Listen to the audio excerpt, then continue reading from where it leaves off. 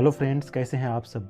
आज की इस वीडियो में मैं एक खुलासा करने वाला हूँ एसआईपी को लेकर, और आपको ये भी दिखाने वाला हूँ कि लोग एसआईपी के नाम पर लोगों को बेवकूफ़ कैसे बना रहे हैं और लाखों का नुकसान भी करते हैं। जी हाँ, हज़ारों नहीं लाखों का नुकसान करते हैं इन लॉन्ग टर्म। तो अब मैं जो आपको दिखाने वाला हूँ, आपकी आंखें खुली की खुली रह जाएंगी।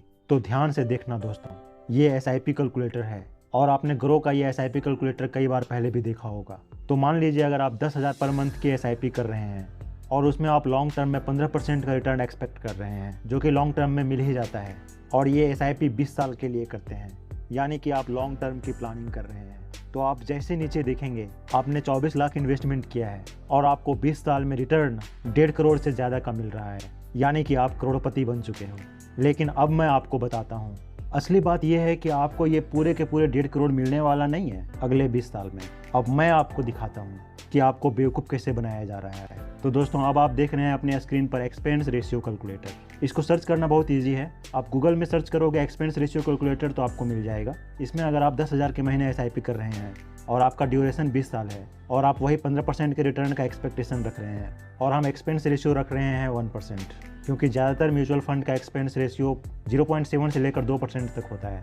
अब आप देखेंगे कि लगभग 20 लाख एक्सपेंस रेशियो में कट चुका है, यानी कि आपके 20 लाख एक्सपेंस रेशियो काट लिए जाते हैं। यहाँ से आपके मन में 2 सवाल आ रहा होगा, क्या म्यूचुअल फंड में पैसा लगाना चाहिए या नहीं, या फिर इतना या इससे ज़्यादा रिटर्न और कहाँ से मिल सकता है। तो मैं कहता हूँ कि म्यूचुअल फंड में पैसा लगाना गलत बिल्कुल भी नहीं है। अगर आपके पास बिल्कुल भी टाइम नहीं है, बिल्कुल भी नॉलेज नहीं है, तब आपके लिए म्यूचुअल फंड बिल्कुल सही है, क्योंकि आपके पैसे को एक्सपर्ट्स मैनेज करते हैं, तो वो तो अपना चार्ज लेंगे ही ना। लेकिन अगर आपको मार्केट आता है, थोड़ा बहुत आप टाइम दे सकते हैं, तो आपके लिए इससे बहुत बढ़िया ऑप्शन हो सकता है ETF, जिसको कहते हैं एक्सचेंज ट्रेडेड फंड। सबसे अच्छी खासियत है कि इसकी एक्सपेंस रेशियो बहुत कम होती है। एग्जाम्पल के तौर पे ICICI का इंफ्रास्ट्रक्चर म्यूचुअल फंड लें तो इसका एक्सपेंस रेशियो 1.24% है और यही सेम ETF का सिर्फ 0.5% है। तो आप एक्सपेंस रेशियो कैलकुलेटर में अगर इसे कैलकुलेट करोगे तो देखोगे लॉन्ग टर्म में ये बहुत वैरी करता है। अगर एक्सपेंस रेशियो को हम 1.24% कर देते हैं तो ये 20 साल में 24 लाख से ज़्यादा हो जाता है। और अगर इस एक्सपेंस रेशियो को 0.5% करके देखते हैं